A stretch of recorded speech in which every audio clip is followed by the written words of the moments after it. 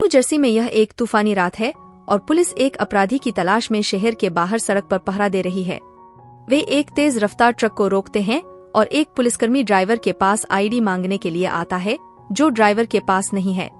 अन्य पुलिसकर्मी ट्रक के पीछे की जांच करते हैं और कुत्तों के एक बड़े समूह को देखकर चौंक जाते हैं। कुछ क्षण बाद मनोचिकित्सक एवलिन ड्राइवर का मूल्यांकन करने और जेल या मानसिक संस्थान के बीच निर्णय लेने के लिए पुलिस स्टेशन पहुंचती है। जब वह कोठरी में प्रवेश करती है तो वह ड्राइवर को व्हीलचेयर पर पाती है और उसे एक ताज़ा घाव दिखाई देता है।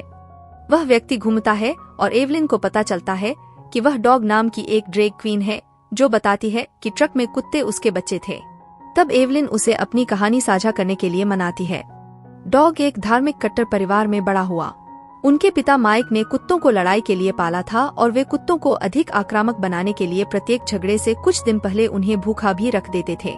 माइक ने अपनी पत्नी और डॉग को मारने के लिए किसी भी बहाने का इस्तेमाल किया, खासकर जब उन्होंने कुत्तों को खाना खिलाने की कोशिश की। हालांकि वह अपने बड़े बेटे रिची से बहुत प्यार करता था, क्योंकि वह उसका पालन पोषण करता था। लड़ाई के दौरान कुत्ते आक्रामक थे, लेकिन वे डॉग से प्यार करते थे, जो पिंजरे के बगल में लेटकर उनसे बात करता था और उन्हें सहलाता था। कभी कभी उनके लिए खाना भी चुरा लेता था।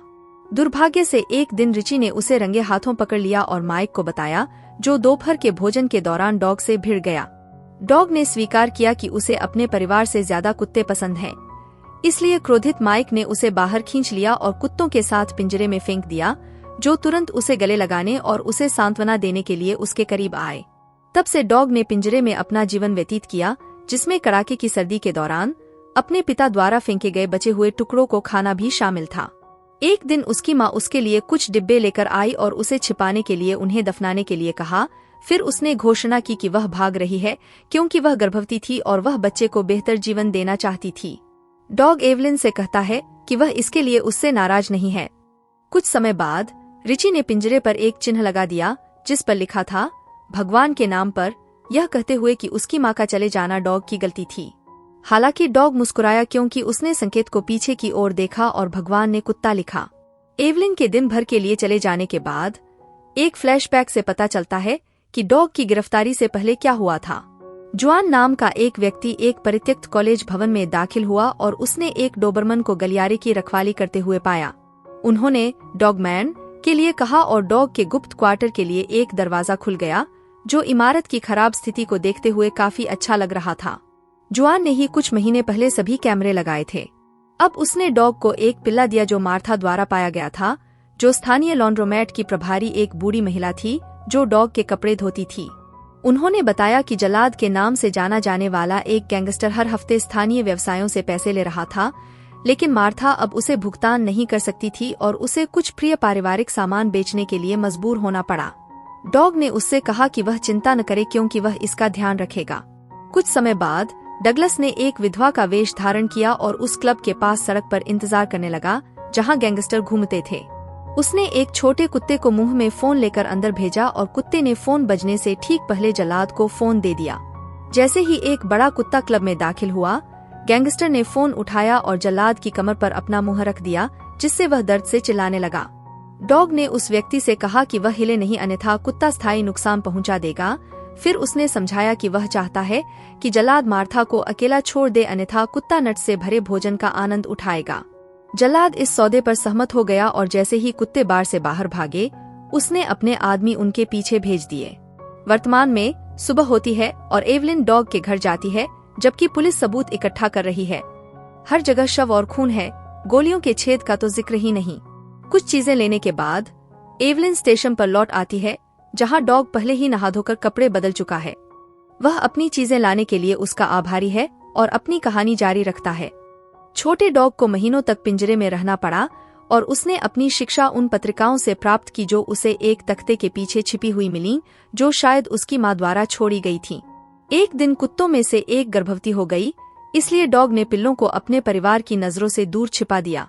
दुर्भाग्य से रिची ने उसे फिर से देखा और अपने पिता को बताया, जो तुरंत सशस्त्र होकर बाहर आए और पिल्लों की देखभाल करने के लिए तैयार हो गए। डॉग ने तुरंत पिंजरे का दरवाजा बंद कर दिया और माइक पर चिल्लाना शुरू कर दिया, जबकि कुत्ते भौंक रहे थे और गुर्रा रहे थे। क्रोधित होकर माइक ने दरवाजे से डॉग को गोली मार दी और उसे नीचे गिरा दिया। गोली उसके हाथ में लगी और उसकी एक उंगली कट गई। फिर गोली पलटकर डॉग की रीढ़ की हड्डी में लगी। चिंतित होकर कि यह वास्तविक मृत्यु में बदल सकता है, रिची डॉग के लिए रुमाल गिराकर माइक को अंदर ले गया। ज्यादा हिलने में असमर्थ डॉग ने अपने खून बहते हाथ पर रुमाल रख लिया और उंगली को एक छोटे बैग के अंदर रख लिया। फिर वह एक पत्रिका के लिए पहुंचा और अपने कुत्ते को एक पुलिस कार की तस्वीर दिखाई। जैसे ही उसने उसे उंगली से बैग दिया और कुत्ते से कहा कि वह गोली लगने से बने छेद से निकल जाए और पुलिस को ढूंढे। कुत्ता अपने मुंह में बैग लेकर भाग गया और शहर पार कर गया जब तक कि उसे एक पुलिस कार नहीं मिली, जिस पर वह तब तक बैठा रहा जब तक पुलिस ने उस पर ध्यान नहीं दिया। जल्द ही अधिकारियों के एक समूह ने डॉग के घर को घेर लिया और अंदर घुस गए। उन्होंने गरीब लड़के को पिंजरे में पाया और रिची डर के मारे माइक से चिपकी हुई थी। एक एम्बुलेंस तुरंत डॉग को ले गई, लेकिन डॉक्टर ने गोली नहीं निकाली। वर्तमान में डॉग एवलिन को समझाता है कि लेग ब्रेसेस के साथ वह थोड़ा चल सकता है, बस बिस्तर पर जाने जैसे काम करने के लिए पर्याप्त है। वह खड़ा भी हो सकता है, लेकिन सिर्फ कुछ सेकंड के लिए। डॉक्टरों ने गोली नहीं निकाली क्योंकि अगर वे उस क्षेत्र के आसपास चीजों को हिलाते हैं तो वे उसे पूरी तरह से लकवाग्रस्त कर सकते हैं, जो हर बार डॉग के खड़े होने पर भी एक जोखिम होता है। माइक को 20 साल की सजा दी गई, लेकिन 2 हफ्ते बाद उसने खुद ही इसे हटा दिया। रिची को 12 साल की सजा दी गई और अच्छे व्यवहार के लिए 8 साल बाद रिहा कर दिया गया। जिस दिन वह बाहर आए, कुछ कुत्ते जेल के बाहर उनका इंतजार कर रहे थे और उनका पीछा करने लगे। जैसे ही रिची शहर से गुजरी, अधिक से अधिक कुत्ते पहले कुत्तों में शामिल हो गए जब तक कि रिची ने अंततः उन पर ध्यान नहीं दिया। उसने एक गली से भागने की कोशिश की, लेकिन कुत्ते उस पर कूद पड़े और उसे नोच नोच कर मार डाला। अस्पताल से रिहा होने के बाद डॉग को एक अनाथालय भेज दिया गया, लेकिन वह दोस्त बनाने में असमर्थ था। दूसरे बच्चे हमेशा बाहर खेलते रहते थे, इसलिए वह लाइब्रेरी में अपनी व्हीलचेयर पर रहता था और खूब पढ़ता था। एकमात्र व्यक्ति जिसने उससे मित्रता की वह सलमा थी, डॉग का पहला और एकमात्र प्यार। वह एक युवा महिला थी जो अनाथालय में मदद करती थी और शेक्सपियर से प्यार करती थी। चूंकि उसने सुना कि डॉग को भी पढ़ना पसंद है, उसने उसे अपनी सभी पसंदीदा पुस्तकों से परिचित कराया और उसे अन्य बच्चों के लिए छोटे नाटक करने के लिए भी राजी किया।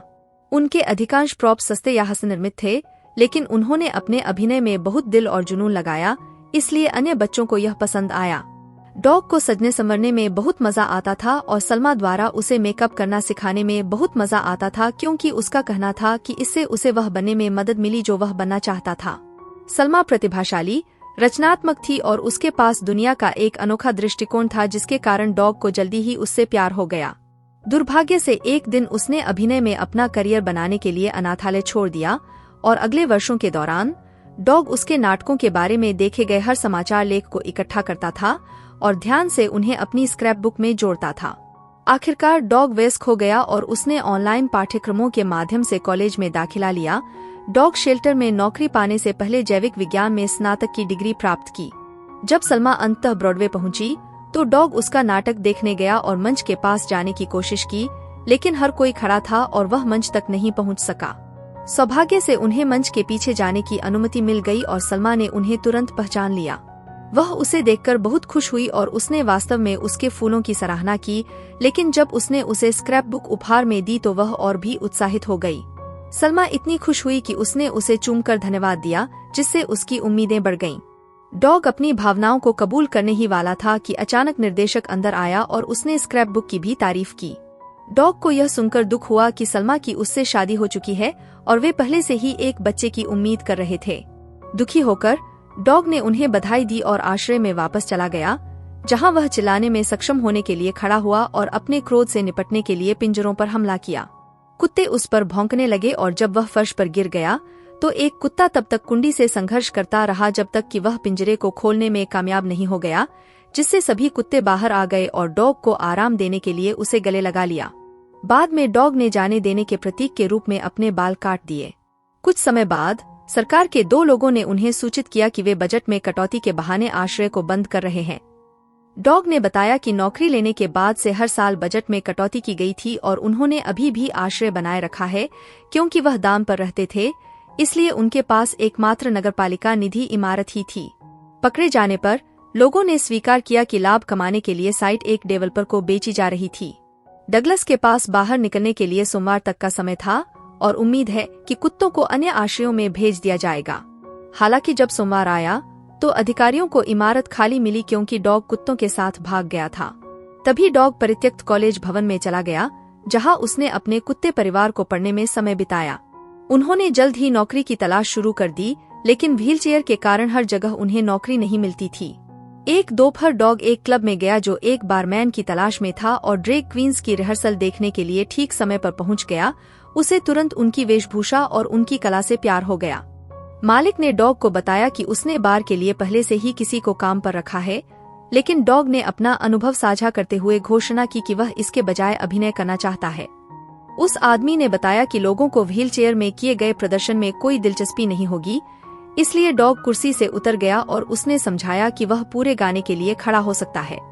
रानियां बहुत प्रभावित हुईं और उन्हें वह प्यारा लगा, इसलिए उन्होंने मालिक को डॉग को एक मौका देने के लिए मना लिया। अगले शुक्रवार को रानियों ने डगलस को उसके प्रदर्शन के लिए कपड़े, मेकअप और एक विग दिलाने में मदद की। एक अच्छा प्रभाव डालने की चाहत में उसने अपने पैर के ब्रेस हटा दिए और अपने नए दोस्तों से कहा कि जब उसका काम पूरा हो जाए तो उसे पकड़ने के लिए तैयार रहें। रानियों ने उन्हें मंच तक पहुंचने में मदद की और वह पर्दे के पीछे इंतजार करते रहे, जो तब खुला जब उनका परिचय एडिथ पियाफ के रूप में किया गया। डॉग ने अपने हाथों से हल्की हरकत करते हुए फ्रेंच में गाना शुरू किया और जनता और उसके सहकर्मी दोनों उसकी आवाज से मंत्रमुग्ध हो गए। हर कोई गीत के मूल भावों को सुन सकता था और अंत में सभी ने तालियां बजाईं और डॉग के लिए जयकार की और अधिक की कामना की। पर्दे बंद हो गए और अन्य रानियां डॉग के गिरने से ठीक पहले उसे पकड़ने के लिए दौड़ी। तब से डॉग को हर शुक्रवार रात को क्लब में प्रदर्शन करने की अनुमति दी गई। जाहिर तौर पर इससे जीने के लिए पर्याप्त भुगतान नहीं होता था, इसलिए डॉग ने एक ऐसी सेवा शुरू की जो अकेले लोगों को कंपनी और सुरक्षा के लिए सही कुत्ते से मिलाती थी। जरूरत पड़ने पर उन्होंने उन्हें अतिरिक्त मदद भी दी, जिसका मतलब गैरकानूनी गतिविधियां थीं, जैसे कि उन्होंने द एग्जीक्यूशन के साथ किया था।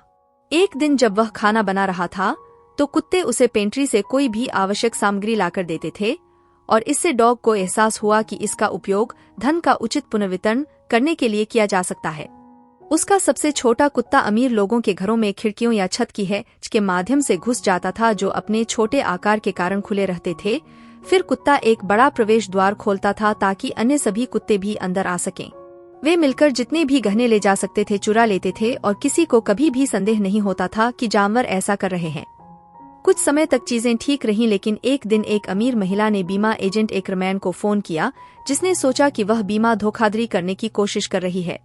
माना जाता है कि उसके घर में एक छोटी सी बाथरूम की खिड़की को छोड़कर हर खिड़की और दरवाजा बंद कर दिया गया था। इस बात का जिक्र नहीं था कि उसके कुत्ते नहीं भौंकते थे। हालांकि महिला ने उसे सुरक्षा कैमरे के टेप दिए और जब एकरमैन ने उन्हें देखना शुरू किया तो उसने एक कुत्ते को अपने मुंह में कुछ लेकर भागते हुए देखा। यह पागलपन जैसा लग रहा था, लेकिन फिर उसे पिछले कुछ महीनों के अन्य रहस्यमय मामले याद आए और उसने अन्य रिकॉर्डिंग्स की भी जांच की। उन्हें यह जानकर आश्चर्य हुआ कि वही कुत्ते हमेशा स्क्रीन पर थे और उन्हें अन्य एजेंटों द्वारा यादृच्छिक आवारा के रूप में खारिज कर दिया गया था।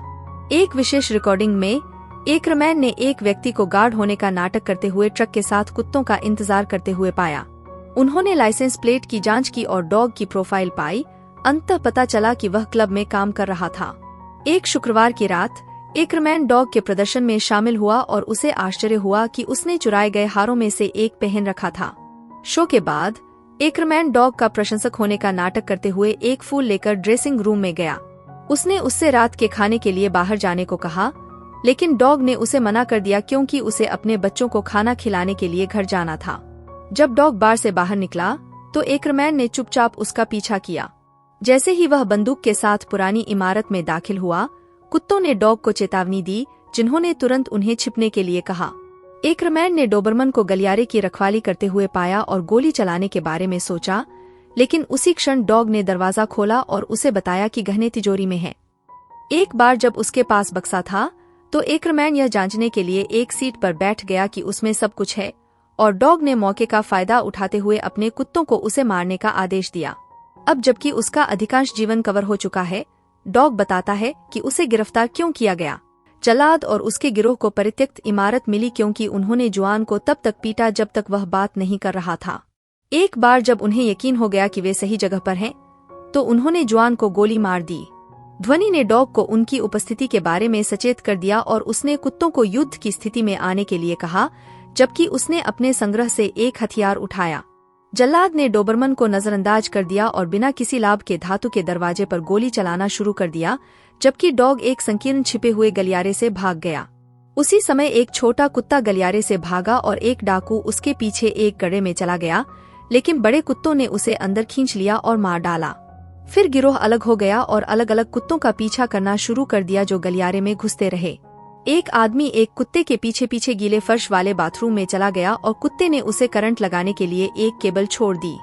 एक अन्य व्यक्ति ने चिहुआहुआ का पीछा करते हुए लॉकर रूम में प्रवेश किया और जब वह काफी करीब पहुंच गया तो डॉग ने उसे दीवार से गोली मार दी। एक आदमी गलत कमरे में घुस गया और उसने खुद को बड़े बड़े कुत्तों से घिरा पाया, जिन्होंने तुरंत उसे नोच नोच कर मार डाला। एक छोटे कुत्ते का पीछा करते समय एक अन्य व्यक्ति एक छिपे हुए गड्ढे के अंदर गिर गया और जब उसके दोस्त ने उसकी मदद करने की कोशिश की तो कुत्ते ने उसे भी धक्का दे दिया। तभी डॉग आया और उन दोनों को गोली मार दी। गलियारे में एक गैंगस्टर ने जाल पर पैर रखा और उसे एक कुत्ते को पकड़ने के लिए छत से लटका दिया गया। पास में ही एक अन्य गैंगस्टर भी जाल में फंस गया और उसे भी मार गिराया गया। जल्लाद घबरा गया और उसने अपने आदमियों से उसे एक बेहतर हथियार लाने के लिए कहा। उसी समय डॉग ने दीवार से गोलियां चला दी, जिससे कुछ लोग नीचे गिर गए। जब जल्लाद ने जवाबी हमला किया तो डॉग के भागने से पहले एक गोली उसकी पीठ पर लगी। हताश डॉग ने अपने शरीर को फर्श से घसीटा और अपने क्वार्टर में लौटने के लिए संकीर्ण गलियारे का सहारा लिया, जबकि जल्लाद ने अंततः दरवाजा खोलने के लिए बड़े हथियार का इस्तेमाल किया। वह अंदर आया और डॉग को गोली मारने की कोशिश की, लेकिन पता चला कि उसकी गोलियां खत्म हो गई थीं और कुत्तों ने मौके का फायदा उठाकर उसे भी मार डाला। इसके बाद डॉग और उसके कुत्ते एक ट्रक में भाग गए और तभी पुलिस ने उन्हें पकड़ लिया। जब डॉग पुलिस की गाड़ी में इंतजार कर रहा था, उसने कुत्तों को संकेत दिया और वे तुरंत भाग गए। वर्तमान में एवलिन डॉग से कहती है कि उसने काफी कुछ सुन लिया है और चली जाती है। फिर डॉग खिड़की के पास धूम्रपान करता है और कुत्ते की चीख सुनकर मुस्कुराता है। पता चला कि उसका कुत्ता बाहर इंतजार कर रहा है और चिल्लाने की आवाज पर अन्य सभी कुत्ते भी क्षेत्र में आ जाते हैं। जबकि डॉग एवलिन द्वारा लाई गई चीजों को अच्छी तरह से पहनता है, कुत्ते स्टेशन में प्रवेश करते हैं और सामने वाले गार्ड को डराकर बाहर निकल जाते हैं। तभी एक बहुत पतला कुत्ता चाबियां चुरा लेता है और डॉग के दरवाजे पर चाबियां गिराने के लिए सलाखों को पार कर जाता है। इसके बाद डॉग भाग जाता है और अपनी कुर्सी छोड़कर सड़क के उस पार चर्च तक चलने का निश्चय करता है।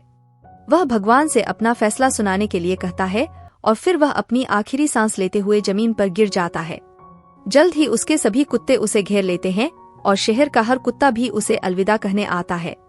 इस बीच डोबरमन एवलिन को उसके हिंसक पूर्व पति से बचाने के लिए उसके घर जाता है।